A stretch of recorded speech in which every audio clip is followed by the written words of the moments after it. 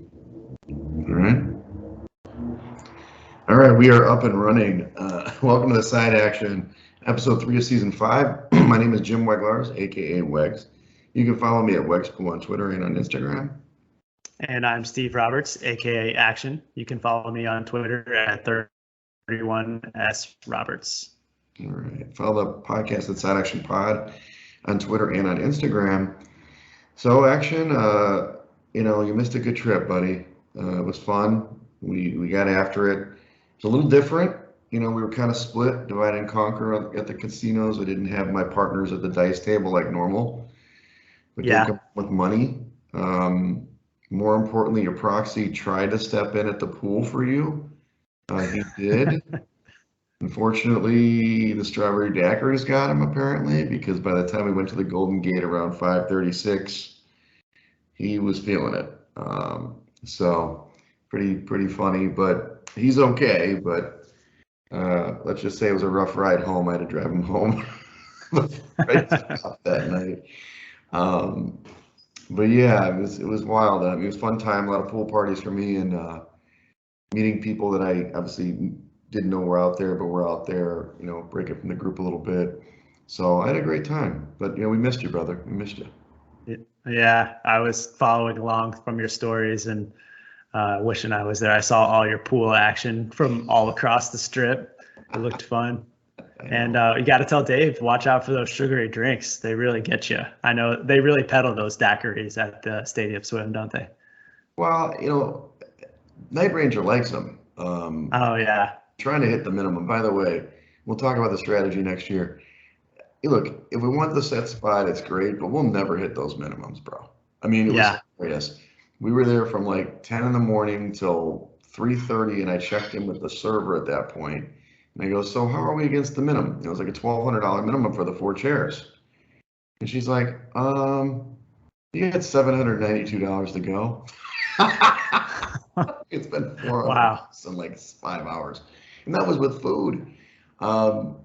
So yeah, we'll talk about it next year, but it was a fun time. It was nice to be up there. Of course, we have a beautiful waitress. Alejandra was the best, and Danielle was also lovely. So I'm not gonna say no to that, but anywho. Yeah. So anyway, you got out in the boat a little bit, at least, right? Yeah, we went out on the lake a little bit Saturday and was following along college football from my phone. So got to see some games, and then of course parked on the couch all day Sunday to watch our picks go 4-1. That's right. Golf clap. Good start. Good start. Yeah, that Saturday was great because you had the Alabama-Texas game, which was interesting. It was at noon or 11. It was so early. But that was a good game. Boy, the book was going crazy. I mean, obviously the money line didn't hit because that was plus 1,100. So that would have been I did hit the plus 21 on Texas, so that was an easy cover on that one. So nice. Yeah, that was a great game. I mean, Texas. It really kind of goes to show you that there's no real dominant team this year. Maybe Georgia, but Alabama faltered. Ohio State hasn't looked that great out of the box yet either. Right. Yeah. Well, all the Big Ten teams. Yeah. Obviously, your guy Scott Frost got canned. This isn't a college football podcast, everybody. But we've talked about these teams, and Nebraska finally got wise and got rid of Frost, and that was a good move. So. Well, anyway, let's jump into the NFL. We'll do an NFL, week 1 review and kind of news and notes here. Let's start with the news and notes. Dak Prescott, big injury here. Got thumb surgery. Interesting that Jerry Jones didn't want to put him on IR, but he's likely out 8 weeks. They're going to see if he can come back earlier than that. That's why they didn't put him on IR. What's your take on that move? Well, I really like my position on Cowboys under 10. I mean, I think it really reminds me last year of Russell Wilson's injury. I expect that Dak is probably going to try and rush back to football as soon as he can, and he's going to be not at 100% and try to play sooner than 8 weeks. And so I'm guessing that's why they left him off the IR. Yeah, and then it's like, they don't have that position on the roster. I mean, I guess they won't make a move for Jimmy G or somebody like that, but it's the Cooper Rush in their absence. It's kind of like Deshaun Watson being out. I mean, you got a guy who's got a good team, but we'll see. They got injuries, so yeah. The other one was T.J. Watt, huge injury. He tore his pec. Now, it didn't require surgery, but he's likely out 6 weeks there. I guess if it tears the tendon, they need surgery. If it tears the muscle, it's just, obviously time. But that's a huge injury. He played so great in that week one, after this week one win against Cincinnati. But he's a heart and soul. Minka Fitzpatrick played great too, but that pressure up front is key. Yeah, I think that between the two of them, you could curse on Sunday because Fitzpatrick had the block kick and a couple of key pass breakups, but TJ Watt was in Burrow's face all day, and they caused 5 turnovers in that game, and the Steelers defense was just out of this world, and they certainly are going to miss Watt this weekend. For sure. I noted a couple other ones. Baltimore had already injuries. Last year they were so good, and then they had these injuries. So Kyle Fuller is out for the year, ACL tear. Their offensive lineman, Jawan Johnson, Achilles tear, he's out for the year. You hope this trend doesn't continue with Baltimore, because they are one of these teams that I think could be really good. We'll see how that goes. Last night, obviously, the game already happened. Keenan Allen was out last night. He might be out another week. We'll see with his hamstring. They didn't quite miss him. Maybe they did. They had a chance last night. And then your guy, Rodrigo Blankenship, see you later, got released. No more goggles for the Colts kicker. I missed that news. I'm curious to see what the story was there. So obviously they have somebody waiting in the wings who they think is better. Yeah, he missed that big kick, obviously, to win against the Texans. So, well, let's overall recap. Underdogs, as you mentioned last week on the pod, they went 9-7, so that was good call there. The under's huge, 11-5 on the weekend. And then the spread really came into play in a couple of games, but a little more than normal, 2 out of 16 instead of maybe 1 or so. So, this follows suit from what you said last week. Okay. Yeah. Those unders really were hot. I made out pretty good on Sunday, playing a lot of totals under. And really, I was looking at live unders too. I think I had a good one on the Steelers and Bengals after an early score. And then obviously the underdogs came in like we had predicted as well. Yeah, the Bears game. That was Schwa's pick. Dr. Dynamite was all over that. He was touting that all over Vegas, telling everybody he could about it. And it did hit, they 19-10. So let's go. Yeah, the weather played a little factor there. Maybe a little bit. That was like sheets of rain out there. When you can see it covering the lens of the camera, it's a wet day at Soldier Field. Let's go over some of the games, not every single game last week, some of the highlight games. We talked about this, the Saints and Falcons. Saints were a 5.5-point favorite. They were losing most of this game. It was 23-7, I think, at one point, or 23-10. They did come all the way back and win the game, but they had to block a field goal late by my guy, Younghoe Koo, and they get the win 27-26, but obviously the Falcons cover easily. This was one of the overs of the week, actually. Yeah, it was an interesting game because it felt like the Saints offense had the governor on Jameis Winston throughout the game until late in the fourth quarter, and they really turned it on. I think Jameis performed really well in that fourth quarter, and their stars came to play. Michael Thomas and Jarvis Landry played really well, as well as Chris Olave. So, I think that they have weapons. It's just a matter of whether the offensive coordinator is going to let Jameis cook. Yeah, and Kamara didn't even play in this game. But, I'm still down on the Saints. But Falcons, that was like one shot at getting a win. We'll see if they get some other chances this season. We already mentioned the Bears game. Yeah. Win 19-10 over the 49ers. Trey Lance looked bad. Obviously, it was rainy. But here's funny, though, if you listen to VSiN all week, they've been saying that as bad as Lance looked, they say that Justin Fields looked worse. I didn't get to watch the game much because I was at, the Steelers were the main game at Stadium Swim. I could pay attention to the game amongst the rain. But did you get to watch any of that game?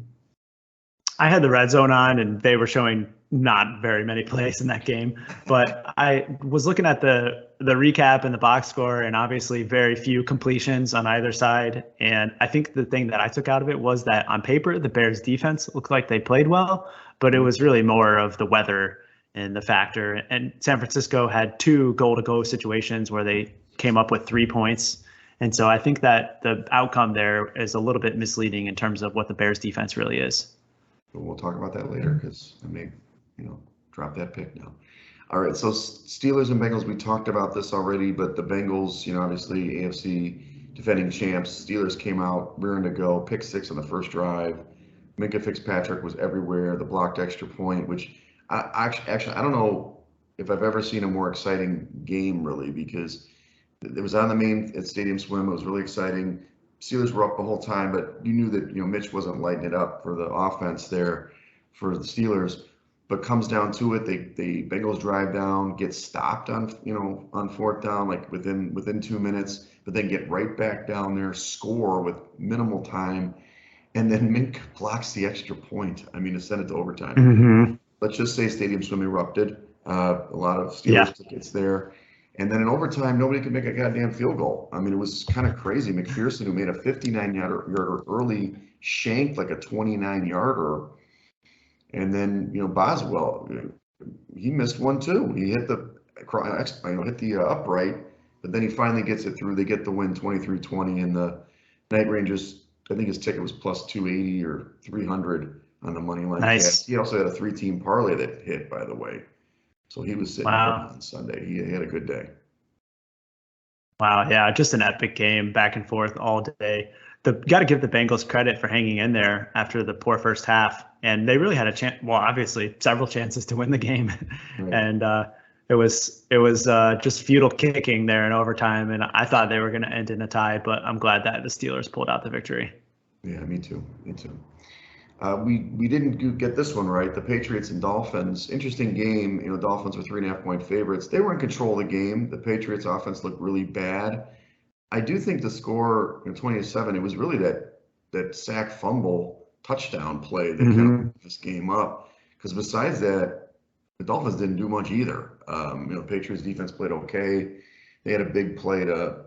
It wasn't Tyreek Hill. It was the other guy, Waddle, I think. Touchdown play, but in the fourth quarter, I mean, the Patriots defense played great against the Miami, so I'm not sure what to believe on both of these teams. Yeah, I agree. I took away, though, that I was impressed with the Dolphins defense. I think some of the new pieces that they've added really give them some additional ability to stop the run, what I thought was impressive in that game, and obviously key as they look ahead to week 2 going against the Baltimore Ravens rushing attack. Right, we'll see.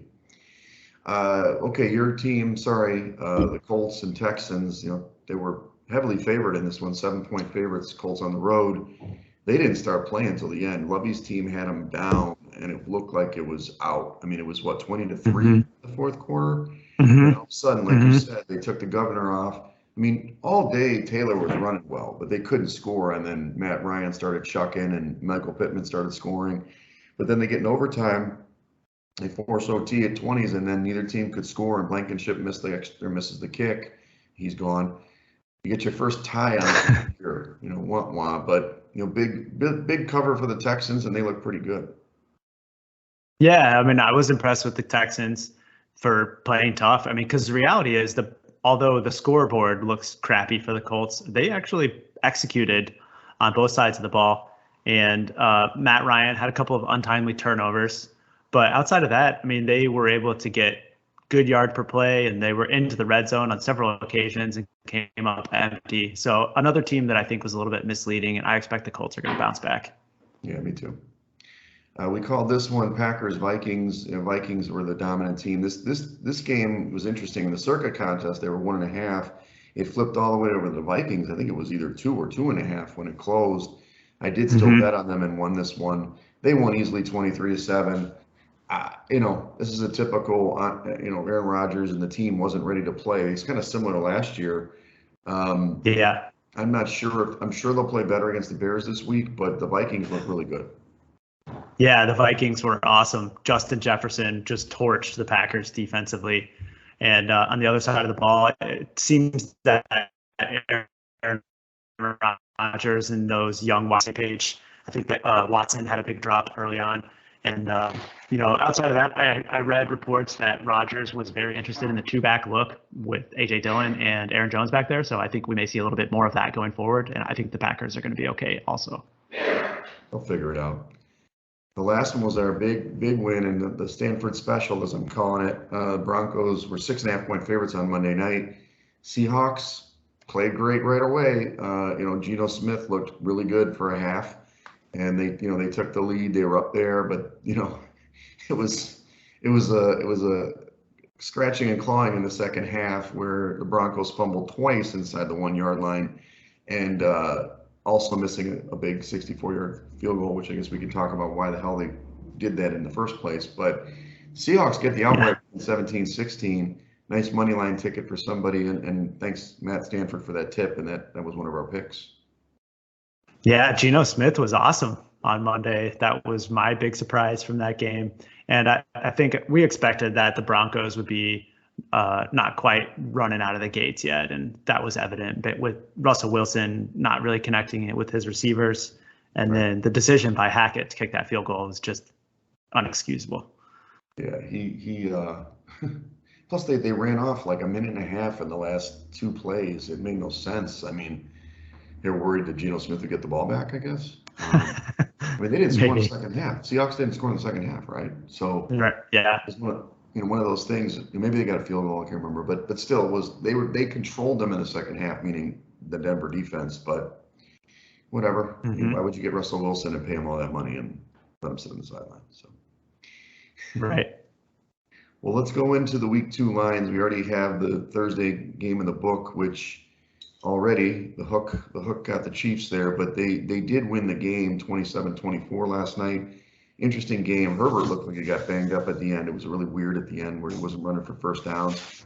And what really was the bailout play was the Chiefs, 99-yard interception return when Everett seemed to turn right instead of left.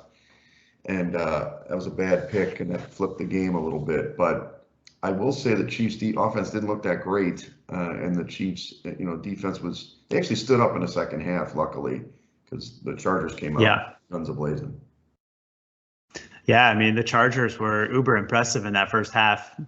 I was listening on the radio driving down, and I think, you might hear the narrative that it was a bad beat on the Chiefs side, but I think that the Chargers were the right side all game last night. Before that pick six, they were going in to take the go-ahead score. And, I think it was really a due outcome with the Chargers cover and the Chiefs win.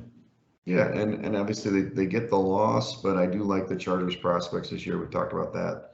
But the Chiefs, they're there, but they still don't run the ball. And it was evident last night. It was just, 3rd and 1, 4th and 1. They just can't run the ball. Yeah. Let's get into the main slate where we're going to pick teams. You start off with the Patriots going to the Steelers. Interesting outcomes. Both teams had very different outcomes, but, given the Watt injury and everything, it looks like, the opener was, the Patriots were favored, right? Now you got the Steelers favored by 2. Is that what or is it the other way around now? Patriots -2. Okay, so the Steelers were favored. So this is maybe flipped over. The Steelers were favored by 1. Now the Patriots are favored by 2 in this one as a road favorite. Tough situation, Action. I mean, it's begging you to take the Steelers again, home dogs. We know how Tomlin is. I do think the Patriots are going to play better. And when you look inside the box score, if they didn't have those 5 turnovers, they probably would have gotten crushed in the game against the Bengals. Yeah. So what are we to believe here? I put at the bottom the Steelers the pick just because of the number, but I kind of think the Patriots are going to jump back in this one. Yeah, I was all set to bet on the Steelers. I did, in fact. I knew that Watt was going to be out, but I still like the Steelers to some degree. But the more I think about it now on Friday morning, I think that they're really going to miss Watt, and that's probably a little bit of a move towards the Patriots is due to TJ Watt being out, and I really think it's going to be a huge impact on that defense. Right. No, I agree. I mean, it was even evident in the game when he went out against the Bengals. They stopped getting the same pass rush. They had more time, and that's when Chase had some big plays. So would this be one you stay away from, though, or you feel confident one way or another? I think it's a pass for me. I mean, if it comes down to it, we need another game. I could look at the Steelers again, but right now I think we pass. Okay. Next game's an interesting one. It's Carolina at the Giants. The Giants open as a 2.5-point favorite. Now it's 2 in the contest. The Giants, we didn't mention, they got a big win against Tennessee. Obviously kind of come from behind victory, and they outlasted Tennessee there. But Carolina, they didn't look great against the Browns, but they were right in that game. That was a very close game. I don't know, man. The Giants being favored is weird. I know that they're home favorite, so it's appropriate with the home field, but it's more of a pick'em game to me. Yeah, I agree. I think that looking at this line, it seems funny that the Giants are favored, even though they are at home. You got to figure nowadays 2 points for home field advantage. So the odds makers are probably looking at these teams as equals. Right. And I'm not so sure that I'm there yet, even though the Giants got a big win on the road in Tennessee. I mean, Saquon Barkley was awesome, but I expect that the Panthers defense is going to be able to hold him down a little bit. And I think, if anything, there's a little bit of value on the dog here. Yeah, and I didn't identify this as one of my games, but I agree with you 100%. I mean, I think the little bit inflated line, I mean, it's not a lot, by a point or two, but it's certainly something we could look at for the Panthers. Okay. All right, next one, Tampa Bay goes to New Orleans, and I think this is flipped too. So I think Tampa opened as a 3-point favorite. I see how you're reading it now. 3-point favorite, yeah. And now they're 2.5 in the contest. I haven't been saying the totals. This is, 44.5-point total. So, New Orleans has owned Tampa for whatever reason. It's happened for years. Yeah.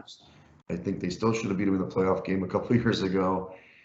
I know you said Jameis looked good late, but Tampa, I mean, they don't have Godwin. He's going to be injured, but man, 2.5 sucks. But I think Tampa's a better team. Okay, I'm going to put that out there. But this is one of those things. New Orleans plays really great against them, so I'm not sure where your head's at here. Yeah, I mean, you figure that in the Superdome in New Orleans, I would probably give the Saints 3 points of home field advantage there. Sure. And so when you add that into the math here, you're talking about odds makers posting the Buccaneers as 5.5-point favorites over the New Orleans Saints. Yeah. I just can't get there. And the Saints have owned Tom Brady in this spot the last 4 meetings in the regular season. The Saints have won this matchup. And so I have to look to the Saints here, despite the number being just under that field goal. Right. Well, let's put a yellow on it. I mean, it's okay. Late season. It's hard to kind of gauge where these teams are. New Orleans can't do what they did last week and come out like a dud for 3 quarters. Tampa, I mean, they benefited from Dak's injury, but they couldn't get the ball in the end zone last week, and they actually moved the ball pretty easily, but they just couldn't. Could have been a lot worse than the 19-3 or whatever the Dallas lost. So, and I really do think that Godwin being out is going to be huge in this game, because historically Marshawn Lattimore has D'd up on Evans. Yeah. And I think without Godwin as another option on the outside, that could be even bigger, because Lattimore has had so much success against Evans. Right. It's the running game that they got to hit on him. His front's pretty good in New Orleans. So it's really just Jameis. Can he play well? And everything. So, okay. Yeah. On the Saints. Okay, here's your team. The Colts and the Jags, man. Colts 4-point favorites in the contest and the opener, 45-point total. They went down to Jacksonville and lost last year. My mind says take the Colts because they got to bounce back from last week. But for some reason, they can't beat the Jags on the road. I don't understand what the deal is. Why is this? You're a Colts fan. I don't know. The humidity. I mean, last season, that loss was probably the most demoralizing loss that the Colts could have endured. A chance to make the playoffs. And when this line came out, my mind kind of went the other way. I thought to myself, oh, you got to take the Jags. I think I even put in a little bet at 4.5. But as this week has worn on, I'm switching sides. I think I'm trying to look at Zag or Zig versus Zag. I think the Colts are going to come out breathing fire on Sunday and really just bury this Jaguars team. I think so too. So I think it may be, well, we'll see if people have the same thoughts, but I think so too. I'm going to put this as a green. I think I like it. So Agree. let's hope this happens this time for your fandom and our picks this week. Yeah. Okay, here's another interesting line. Washington is going to Detroit. Washington got a win. They were an interesting game too. They were up like whatever the score was. They were up big, then they gave up the lead, then they came back and won. You know, it was a weird league. Detroit played tough against the Eagles, scored a lot of points, 35 points. They are the favorite here, 1.5. Not to say they shouldn't be favored, but they haven't been favored in years. 48.5 point total. It is an accurate line. It's probably an appropriate line at 1.5. It's just interesting to see Detroit being favored. Do you think that that's some of the buzz we talked about in week 1? Yeah. I mean, kind of same situation as that Giants line. You see a minus next to the Lions, and you're like, whoa. But I guess it's part of that. Although I gotta say, Wentz played pretty well last week, despite a couple more interceptions. He really led that team to victory down the stretch and had some good balls from McLaurin and their other wideout. And to me, I'm looking at more of targeting the total in this game. I think we should pass on the side, but I like the over. I bet it early, and you've already seen it tick up from 46.5 to 48.5, and I think that's the right move on the total. Yeah, I agree. Let's stay away on the total for sure, because that's what happened last week. That was another one of the Schwa specials. It was the over total in the Philadelphia Detroit game, and that almost went over at halftime. Nice. Yeah. All right, here we go. Jets at the Browns. Exciting game here. Opener was -6 for the Browns at home. Now it's 6.5 in the contest. This total's gone from 43 down to 39.5, so it's crashed. The Jets didn't look great last week. The Browns played really solid, despite Jacoby Brissett back there against a pretty good defense. So I think the line's appropriate. I don't necessarily think it's short per se. I would say that the total being low just shows it's going to be a slugfest. There's not going to be a lot of points here. Can you back the Browns? I wouldn't back the Jets. I'm sorry. I know you love the Jets.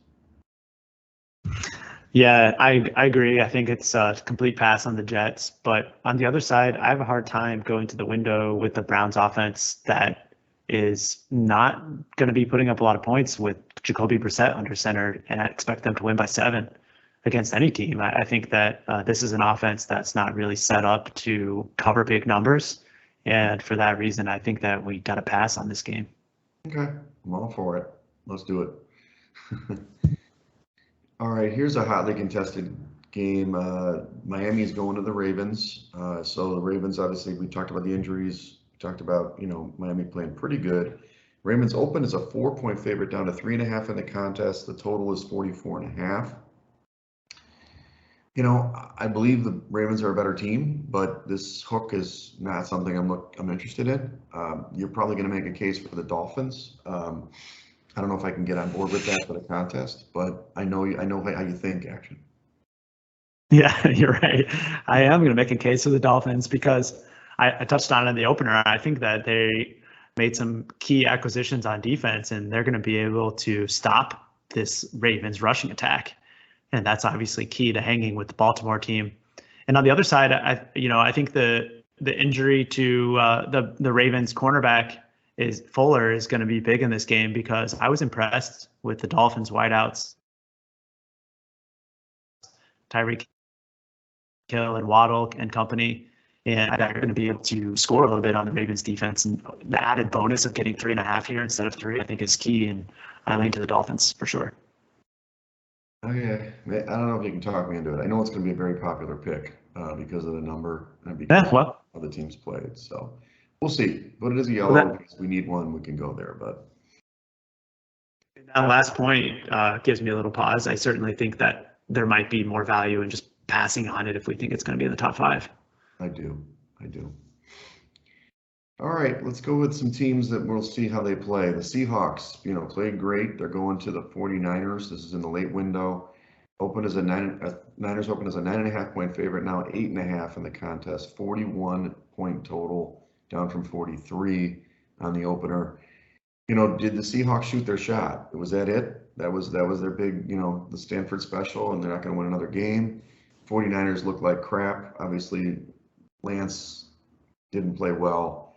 It's just too many points, though. I can't get on board with San Francisco. 8.5. They may score some points, but Seattle did probably play the game of their lives last week, but I can't really get on board with 8.5 and Trey Lance. Yeah, I understand your sentiment, but I really do think this is a great spot to buy low on the Niners and sell on the good news on Monday night on the Seahawks. I think that this number should be lined closer to 10 or more, and you're getting a little bit of a discount just because of what happened in week 1. And I think this is the ultimate zigzag special, taking the Niners at -8.5. The zigzag special, everybody. All right. It's a possible. The Niners defense played pretty good, but I don't expect Geno Smith to play that well again for sure. And you don't have the 13th, because there was a lot of false starts and delayed games and all that stuff up in Seattle, when Russell was playing. So, they were booing Russell when he came out, by the way. That was interesting. Yeah, saw that. All right, well, let's go to the next game. Atlanta and the Rams. Atlanta, obviously played pretty good in week 1. The Rams played terribly. 12.5-point opener for the Rams. This is at home. 10 points now in the contest as the favorite. The total's from 48 down to 46.5 now. I'm zigzag guy in this one. I think the Rams are going to kill them, but maybe that's just public sentiment. I don't think the Falcons are very good. They're going to go on the road, and the Rams have to play better. Maybe they won't. Maybe they're just bad. Maybe Stafford's elbow's bad, but I think the Bills were playing at all-time high level, and the Rams weren't. But this one is a different animal. Yeah, I'm on board with you in terms of no interest in the Falcons whatsoever. I've seen some people in the media this week giving out Falcons +10, but for me, I just can't touch that dog at all in this game because I think that they're just no good. Mariota played okay, but I expect that the Rams defense is going to be able to put him under a ton of pressure on Sunday. And I don't think the Falcons are going to be able to score much on them. I do have some concerns about the Rams offense, though. They were unable to run the ball last week, and it seems to me that Stafford only looks to Cooper Kupp and Cooper Kupp only. And I think ultimately that's going to make it difficult on them to score a lot of points this season unless things change. Yeah, he did last week, I'll tell you that. 13 catches. I think it'll be better. I think they'll be able to run the ball this week. But I get it if we want to stay with 10. I get it. The Niners number is better. But we'll talk about that. Maybe there's some other options too that are coming up. All right, next game. And throw it in the mix. We'll throw it in the mix. Yeah, the Rams. One of these big favorites I'd like to take because they're going to be low picked, and I think they're going to come in. It's kind of my theory. So, all right, so Cardinals and Raiders. Cardinals also look like garbage. Kansas City rolled them. We can talk about that. But the Raiders opened as a 3-point favorite at home. Now they're 5.5. The total is the same, 51.5. Look, the Raiders played pretty good. I don't think they played great. The Cardinals played terrible. That move seems a little weird. I think 3 or 3.5 would have been the right number. 5.5 seems a little heavy. Mm-hmm. I don't know, how bad are the Cardinals? I think it's an overreaction to week 1 for the Cardinals. Yeah, I concur. I think this number has moved a little bit too far for my liking, posting the Raiders at 5.5. This is a home field advantage that I have at 2. So if you're telling me the Raiders are 3.5 points better than the Cardinals, I'm not so sure that's the case. Mm-hmm. So I would definitely look to the dog here or pass, but I don't really have strong conviction on the Cardinals either. I'd like to maybe sit out another week and see how they perform this weekend. Let's pass. Okay. Just America's team. Proxy's team with an American quarterback and Derek Carr, America's sweetheart. I do like that game to go over as well. 51.5, I think, is an achievable number by these two offenses. Agreed. All right, next game, Houston and the Denver. Denver opened as a 10-point favorite at home, 44-point total. Now it's 46-point total, 10 in the contest still. Again, did the Texans shoot their shot? I actually don't think so. I told you this before. I'm going to be back in the top. They're my Jets this year. I think that there's value on the dog. I know that Mile High and all that kind of stuff. Denver's going to play better than they did last week, no question.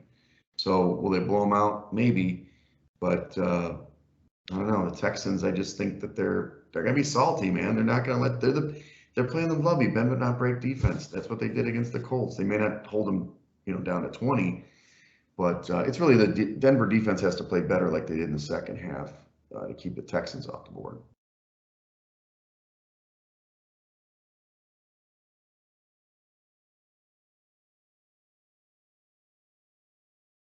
Action.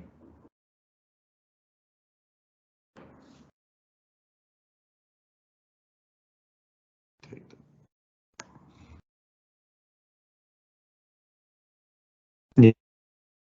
Yeah. Still there, I agree. There's value on the Davis-led Texans in this game.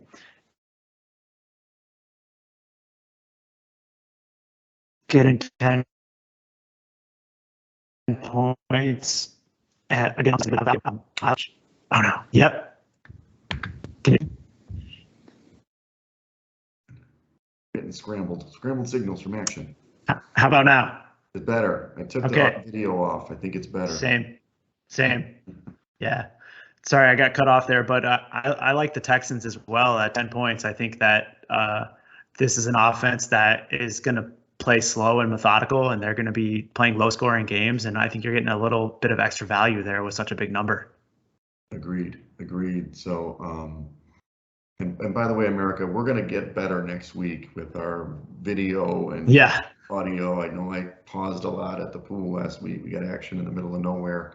We'll get better for you guys. So no video for right now. Definitely. So yeah, we're both on the Texans as a possible. I think that's a good call. All right, how about this one? Cincinnati going to Dallas. It depends on when the opener worked. I had an opener of like Dallas -1 or something, but obviously with the Dak injury, it totally flipped. The Bengals are 7-point favorites now on the road. The total's gone from 45 to 42. I actually think the Bengals are going to smash. This is one of my smashers. They didn't play great last week. A lot of turnovers, but I like the Bengals here. Really? I don't know if I can get there. I'm just doing raw numbers here. I mean, oh man, this is crazy. You're pausing out again, so you can't get there on the 7. I hear. No, I don't think so. I just don't. Man, I'm losing you, buddy. Losing you.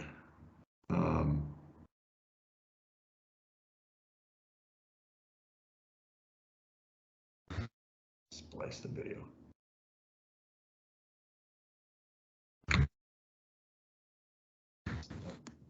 No, I'm still connected to my LTE.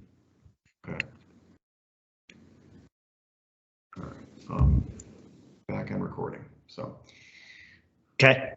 All right. Let's go back. I don't know if I heard 7 was too much for you to go with the Bengals. I think that's what I heard. Yeah, I think so. I just don't think that the drop off between Dak and Cooper Rush is worth 8 points. Okay. In the end, and I think it's too many on that side. You've already seen the total go from 45 to 42, 41.5 in some spots, and I think it's just a lot of points for a low total game. Okay, we'll stay away. No problem. We got plenty of options. Okay. Again, in week 2, it's so hard for me to discern what these teams are doing. So. Yeah. Let's go to the Sunday night game. My beloved Bears going to Green Bay, House of Horrors at Lambeau. Packers Open is a 7.5-point favorite at home, 10 points now in the circuit contest, 44-point total down to 41.5. Obviously, all the numbers scream to take the Bears because it's 10 points and a 41.5-point total, but we think that the weather really helped the Bears last week, right? So I'm fine to stay away from the game. Definitely. But what are you thinking? I think that Aaron Rodgers is the Bears' daddy, and I know you don't like that comment, but I think that the Packers are going to win this game comfortably. I don't think that the Bears are going to be able to put up hardly any points on Monday or Sunday night, and I would play the Packers indefinitely. Okay. Yeah, I mean, it's tough for me to do that, but I get that that's what should happen, right? Let's just stay away. It's easier for me to do that. Okay, that sounds good. All right, last game on the card. Well, actually, there's two games. All right, two more games on Monday night. They flipped it from last year where they have two Monday night games on the second week. Weird. Tennessee at Buffalo. Buffalo opened as a 9-point favorite. Now they're 10 in the contest at home. Total ticked down a little bit from 50 to 48. I mean, the Bills played so good in week one, right? So everybody's going to be on board. But the Titans, this is a Vrabel special. I'm not backing the Titans 100%. I like the Bills quite a bit. But this is the kind of spot where Vrabel's going to get his team to play incredibly. So 10 is just a little too much for me to go with the Bills. Yeah, I hear you. I do think, though, that the Bills are going to be set up much better this year to stop Derrick Henry in that rushing attack. I think last year in that game, Henry ran for like 180 yards, and he was really the reason that they stayed in it and ultimately won. And I think it's going to be a different story on Monday night. So I would probably actually lean to the Bills in this game, but can appreciate that we should probably just pass. Right. Okay. Last game, pretty good game here. Minnesota's playing at Philadelphia. My company is very excited about this one, I'm sure. So you've got a 48-point total, go up to 50 and a half. The Eagles open as a 3-point favorite, now to a 2-point favorite. Hard to figure this one out for me. I think Minnesota's offense, both offenses are really good. So I understand why it ticked up. I do think the Eagles are going to be a little bit better, so it makes sense that they're favored, and they're only getting, they're showing this as a pick 'em on a neutral, because I think a 2-point advantage at home is right for the Eagles. It's hard to judge last week because the Lions' defense isn't very good, but I think it's a little step up in competition for, the Vikings, since they didn't play, Packers weren't good. So I back the Eagles here, but I'm also fine to stay away too. Yeah, I agree. I think you nailed it in your notes here that this number is probably spot on for what these two teams are right now. But I mean, given that, I think that the Eagles going back home on a Monday night crowd, and maybe you do squeeze out another little edge there with the home field advantage. Against the Lions is certainly not doesn't make you comfortable going into a game against the Vikings. So, I mean, I would probably be more on the pass side, to be honest. But if we needed to, we could talk Eagles. And we usually pass on the Monday night games if possible. True. So I'm okay with it. I know I'll be watching this game with all my colleagues because there's a retreat on Monday through Wednesday. So I'll be at the bar with these guys in this game. So it'll be fun. So let's review these picks because I think almost all of these you're against, which is great. Cincinnati, we're still on Pittsburgh, maybe. New Orleans, yes. Seattle, I think no. Indy, no, I like that. You're okay with Indy, right? Yeah, I think Indy's our one slam dunk. Yeah, and then the Bears, and then Houston. I think you weren't. I don't know how you felt on Houston, but I could get on board with Houston. Yeah, so there's only a couple of the identified games going in, but again, these are so early, it's not great. And like I said, I like Philly and Baltimore, but you're against Baltimore. So, hey, we'll just have to review it. Let's review what we've actually said, the ones we kind of are on board with. Carolina, +2 on the road. We already talked about New Orleans. That's +2.5 at home. Colts -4 on the road at the Jags. Talked about maybe the Dolphins +3.5, good number. You like the 49ers -8.5 at home. I like the Rams -10 at home against the Falcons. And then the Texans +10 at Denver. So there's some definite picks there we can get through. Yeah, I agree. Definitely. All right, let's review the contest here, Action. There were 4,691 entries, so more than last year, but well below the 6,000. So there will be an overlay that Derek Stevens is going to pay people, which is lovely. I did note that the Survivor contest, which had 6,113 entries, eliminated 56 point something percent in week 1. Wow. Kind of, I mean, I would have gone with Baltimore personally. Maybe I had to talk you guys into that. We didn't get into the contest, but it just tells you how volatile week 1 was. And then we did really well. We're technically tied for 210th, Action. That's awesome. Nice. There were, 209 entries at 5-0, and then there's 842 with us at 4-1. So good start. Definitely a great start for us. I mean, we can't complain about 80%. We keep that going the rest of the year. I think we'll be quite all right. Exactly. Well, America, we promise we will get it back to normal next week. Hopefully, we won't be traveling as much and doing stuff and spotty Wi-Fi or helicopters flying over the top. You're obviously golfing somewhere, and it's northern Michigan. Where the hell are you again? We are just north of Kalamazoo, so like middle Michigan. We got a lake house and golf trip here this weekend. That's awesome. I'll be back to normal. The Shockers kick off their season on Saturday at 10 a.m. Without your cousin. We don't really have a quarterback. I don't know what's going to happen. Oh no. We'll have to win on defense, like any other team that doesn't have a Q, and kind of a normal fall weekend here in Chicago. So looking forward to that. Nice. All right, well, follow us at Side Action Pod on both Twitter and on Instagram. Follow me at Wegspool on Twitter and Instagram. And follow me on Twitter at 31S Roberts. All right, well, good luck in week 2, everybody.